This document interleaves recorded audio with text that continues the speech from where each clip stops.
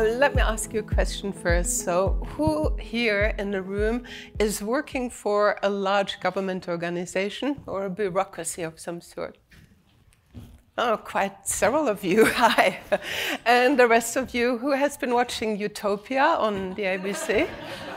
Okay, excellent. So you all have a really good idea of the challenges that we are facing in our organization: silos, fragmentation, hierarchies, red tape, politics, etc. So I want to talk about how we have managed to learn and to really help innovation to thrive in our area. We're Major Works in Sydney Train, so we are the people that basically look after rail infrastructure. So if you get stuck on a platform because the trains are running late, high probability that we might have something to do with it. Normally, we don't want you to hear about us. So we look after over 1,600 kilometers of track and overhead wires, thousands of signals, turnouts, tunnels, bridges, you name it. So it's a really, really fascinating place to work. If, like me, you like big machines and new technologies. So totally great, interesting area. Now, what we have to do, because it's not safe in the rail corridor, as you can see, so we have to close down parts of the rail corridor in order to do our work. And we do that on weekends or overnight. And that is one of the issues, because we're currently facing quite a significant increase in customer demand. So our world is changing. Over the last 10 years, we have seen about 30% increase in customer journeys. And the preferences of our customers are changing. More and more people want to use the train on the weekends. So who is using the trains?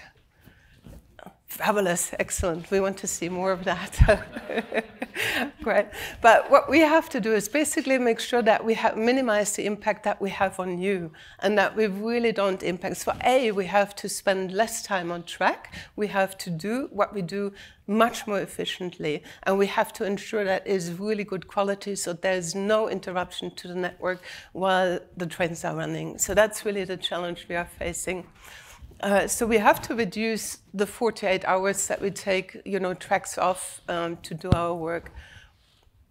And at the same time, it's really fascinating because we got all these amazing technologies coming into play.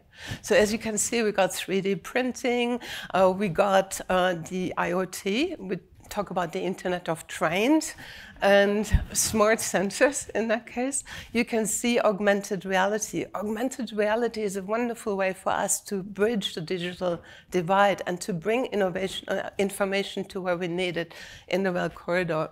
And of course, drones and robots, etc. You'll hear more about the drones later.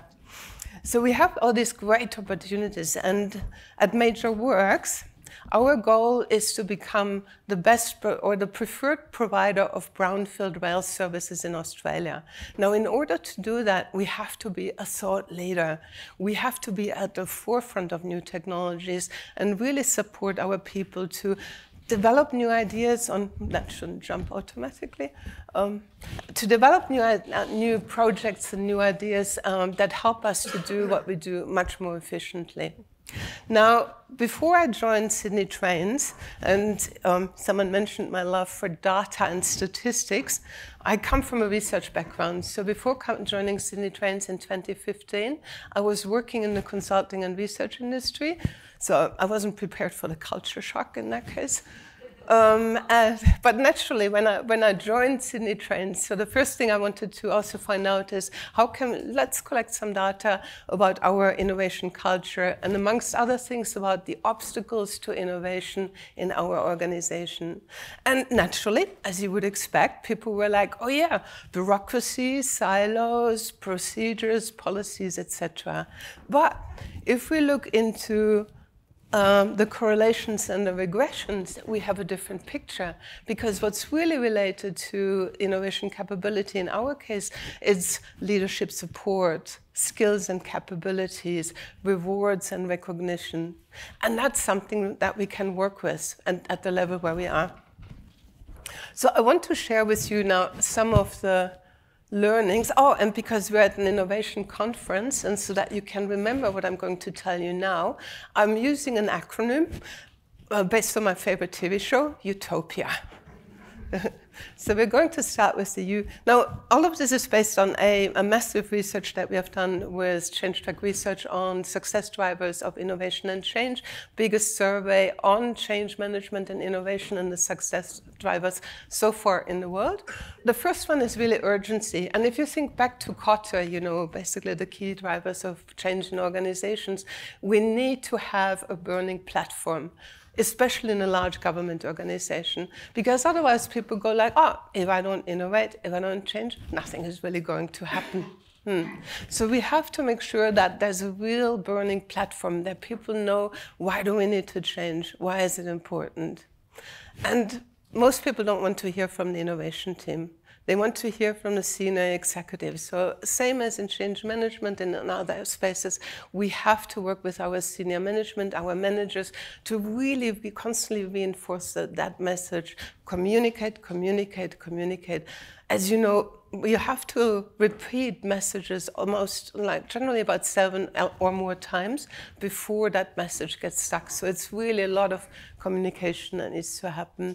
Now, when we have created a sense of urgency, we have to give people the time and the resources. That was one of the real obstacles in our organization. Often people were thinking they could do improvement in innovation on top of the normal BAU workload. And it's just not possible. It will lead to a slow and painful death of your innovation and improvement projects. So management support needs to go beyond urgency. It needs to go really allocate time, resources for people to work on that. And in terms of resources, we're agnostic. We provide tools and facilitation support, etc. But we're agnostic to tools because we need to make sure that people have the tools and use the tools that will work for that specific project. So we use Lean Six Sigma. Any Lean Six Sigma practitioners in here? Let me see. Fantastic. Secret society, very difficult to enter. And that's the perception that we had in our organization. People were like, oh, wow, that's too hard. I can't become a black belt. You know, how do we get in there? It's so difficult. So we had to simplify Lean Six Sigma. And we combine Lean Six Sigma with human-centered design because it provides the rigor to human-centered design. It's about data. It's about measuring. It's really about determining where do we have the major impacts. And that takes me to the next level, outcomes. Where do we have the impact? So strategic alignment was critical for us. When I inherited the program, I had an innovation register. People could submit ideas. And I had over 100 ideas in the register. And 99% of those ideas were not aligned to our strategy. They were not aligned to the key issues that we were facing as an organization. So we had to turn it upside down. And we're now working with managers and their teams and on workshops about what keeps your manager awake at night. And then we use pig charts. Basically, you're all familiar with that, I assume, effort versus impact, to prioritize the ideas that we're implementing. And then whilst the projects are running, having an idea is easy. It's not enough to run a 2-day innovation workshop and then run.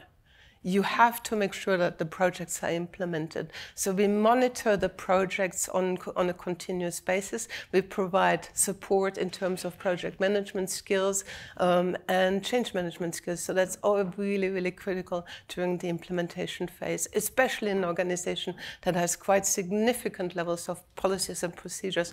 For obvious reasons, we have to keep people safe. So focus on outcomes was critical. And then I was like, I should call this people, but then I went for empower, because the core for us, the intelligence is really in the people. They are the real experts. We're just there to facilitate them and to help them. So we're kind of the innovation team that is trying to remove the obstacles while they're rushing ahead. So that's our main goal. And 65 to 90% of innovation programs, depending on which research study you look into, fail. And a lot of it has to do with the fact that, you know, basically people are not supported and not empowered. Then it's relegated to a different area. So it's really empowerment of our people. And to the I, integration.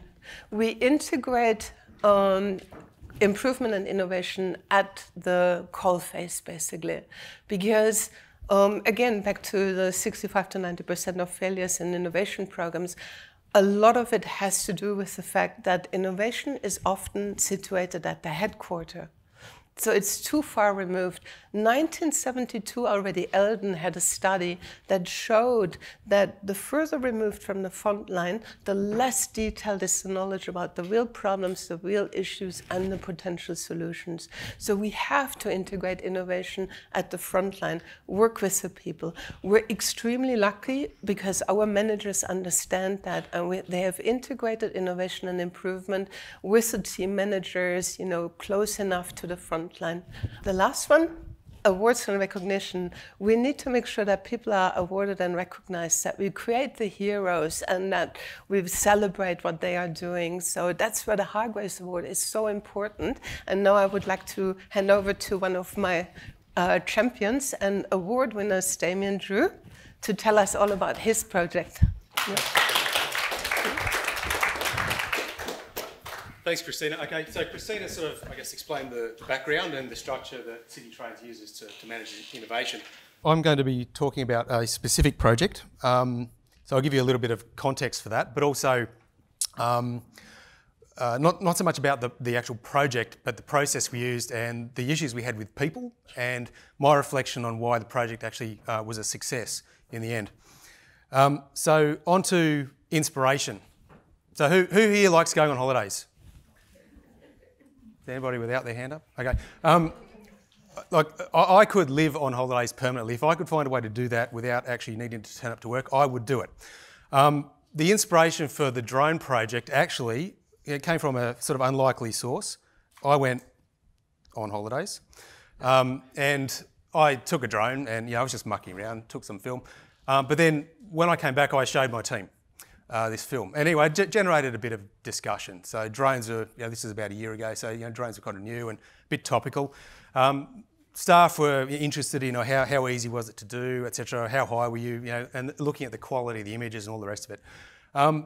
But interestingly, at the end of the meeting, one of my managers came up and said, "Do you reckon we could use a drone to do a site inspection?" And I said, "Oh, don't see why not." He had a project, and imagine we need to get on track to look at projects.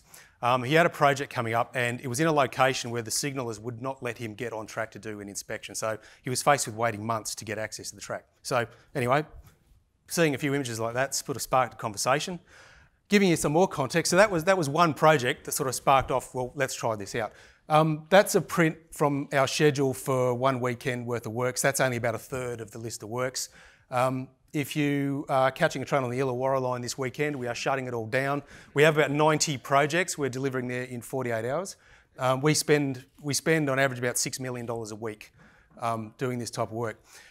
There's a mud map of the Illawarra line. This was the last Illawarra line shutdown we did. You can see all that scroll, the locations of all the projects we were doing basically from Bondi Junction down to Wollongong. We did that because we were looking at synergies and where we could combine work sites and whatever. But what I'd like you to think about is every one of those jobs needs to be inspected. Every one of those jobs is managed by somebody different. Every project has a bunch of different stakeholders. If we want to go on track, we need to hire a protection officer. We've got to stand around. We've got to drive there first. Then we stand around. We wait till the signaller gives us permission. Then we go on the track, which potentially is a dangerous thing to do. The consumption of resource in just inspecting these work sites is absolutely phenomenal. And this is every weekend, bang, bang, bang, 50, 80, 100 jobs every weekend. So for us, the burning platform was we can't physically get to do this. Most projects you go and inspect, you just don't get everybody there. So, we have methods. Okay, we have front of train cameras. We have GIS. We have Google Maps. We can sort of see stuff. Some of it's quite good. Some of it's not so good. So we wanted to try a drone. So what do we do? Now, psychology tells us, look, people are creatures of habit. If you've done something once and it sort of worked, you tend to go back there. You really do. You just keep doing it over and over again. I started in the rail industry in 1990. Then, after 15 years, I left. I was gone for over a decade. I came back. We're still doing the same stuff. Like, technology's changed. So we got the front of train pictures. We got Google Maps. That wasn't there when I was there before. But essentially, we're still doing the same kind of stuff. So we have these established processes. We've got an older workforce who've been doing this stuff for a long time, so they just want to keep doing the same. The rail industry is a bit insular. If you're in, you're kind of in, and you don't sort of get that experience anywhere else. So you've got limited perspectives.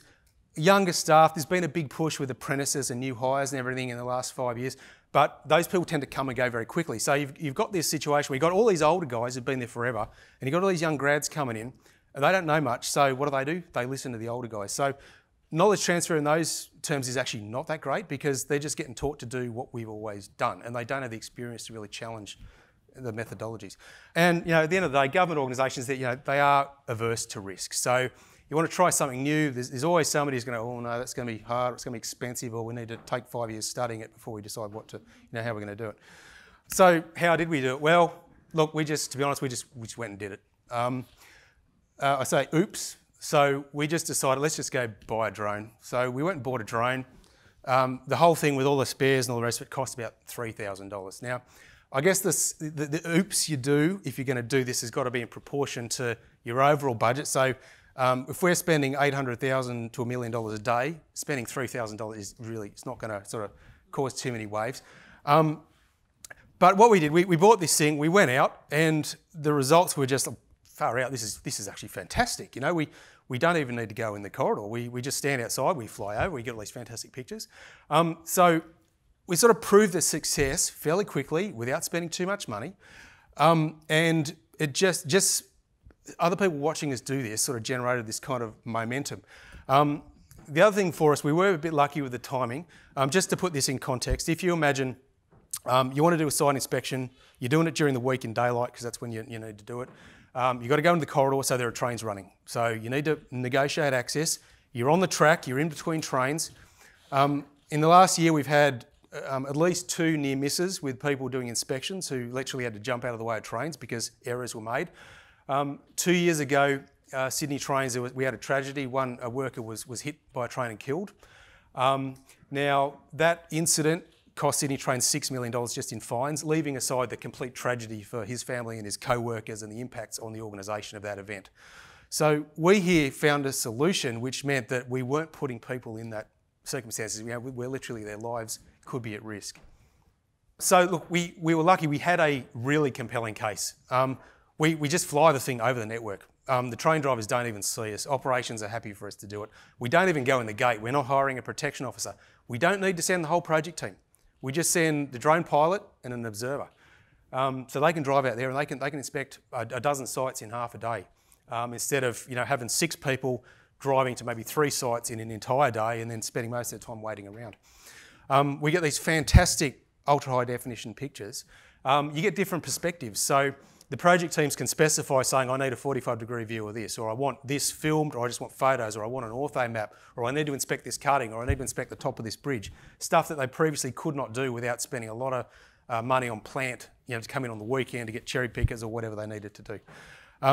We've experimented with having a virtual site walk. So the drone team goes out there, they film everything, and then the team actually meets back in the office and they just watch it all on the big screen. And they can pause it, they can zoom in, they can get all the stuff they need to do.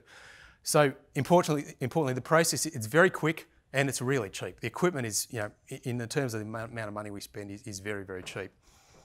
This was just one inspection we did. You can see we're probably 20, 30 metres away from the track. You put the thing in the air, you fly half a kilometre in about 30 seconds, you land again and you drive away. If we were to do that using traditional methods, you'd stand around, you'd have 10 people or whatever you needed. You'd be standing there for half an hour before you got on, you'd wander along, people would take a few photos and they get back to the office and realise they've forgotten something and you repeat the whole process. So there are a lot of benefits to doing this. So look, the challenges we faced, look, there was resistance. Okay, we're a large organisation, we're a bureaucracy with an old culture. So there was a bit of negative chatter. So, a solution in search of a problem. You guys are just playing around. You're actually having fun. Look, people were really offended by the fact that we looked like we were having fun doing this. And I'm really sorry, but it actually was fun. And I don't think that fun and work necessarily are mutually exclusive. And my personal favourite, we are not in the business of business improvement. Why are you investing time in this? Fast startup. So look, we just tried. I think Christina calls it the fast fail analogy. So we just went and tried it. We didn't do studies. We didn't sit down and develop this huge matrix about how we were going to do it and work it all out and everything else. We just went and did it, and we learned as we went. So, and we had to learn a lot, and there was a lot of stuff we came across that we needed to change, improve. But that's, is that a bad thing? I don't think that's a bad thing. You just learn. It's just a different type of process.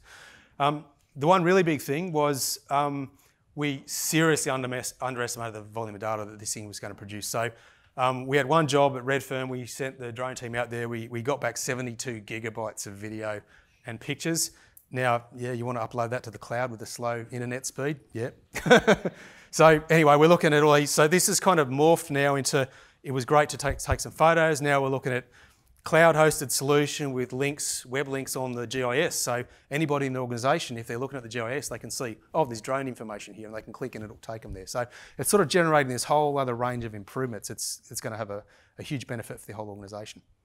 So why has this innovation been a success? Well, for starters, look, it is fun.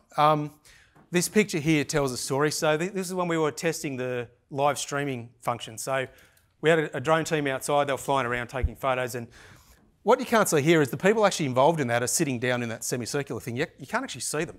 So all these people at the back, you can see Christina on the right, but everybody else at the back, they got nothing to do with it. They just saw what was going on and they were just interested. So one of the key things is it generated a buzz around the organisation. People were interested. People wanted to be involved. So look, the critical factors for me, firstly, we didn't wait around. We didn't do a lot of studies. We didn't go and seek approval. We just went on with it. We experimented. We just ignored the people who were whinging and just proved that it could work. We got people involved who really wanted to be involved. And there was a waiting list of people. You know, everybody wanted to be trained to fly a drone. So there was a lot of enthusiasm. We grabbed onto that. I mean, how many improvement projects have you seen where you get tapped and they say, you've got to nominate a champion. We need a change champion in your team, you know. And then the change champions all go away and they have their meetings, and 6 months later, nothing seems to have changed. And then you get this system which doesn't really work and everybody's lost enthusiasm. Well, we picked up the people who really were actually keen to come and do it. Probably the most critical thing, that the project made every step of the thing easier. So whereas before you had to gather the stakeholders, you had to book a car, spend half a day on the road, stuff around, hire a PO, this actually made it all easier. So you needed less people, you needed cheap equipment, you removed the danger aspect, you had a permanent record that everybody in the team could access anytime. Yep. And the project solved more than one problem, and especially the safety issue, which wasn't initially our issue, but it became the big issue, and senior management really pushed it because of that. And final slide. So this for me was I guess the proof of success. So this was Homebush at Christmas. We had a massive close down between Christmas and New Year. The two tracks you can see there are alive. There are trains on those, and up in the distances you can see some tents on the track. There's work going on there. These guys were flying the drone. They were documenting the work. Now I went and met them. While I was standing there, the phone rang. It was the site supervisor up further, and he said, "Hey guys, I can see you got the drone. I'm looking for some materials that were dropped off the other night. They've put it up the track. It's in between the live tracks. I can't see it. I can't get to it. Can you just take the drone over and tell me where it is?" For me, it had become a normal part of business. It wasn't a gimmick. It wasn't prompted. The guy just saw the opportunity. He grabbed it to use it as a tool in his sort of general work. So for me, that was the real proof of success. Thank you.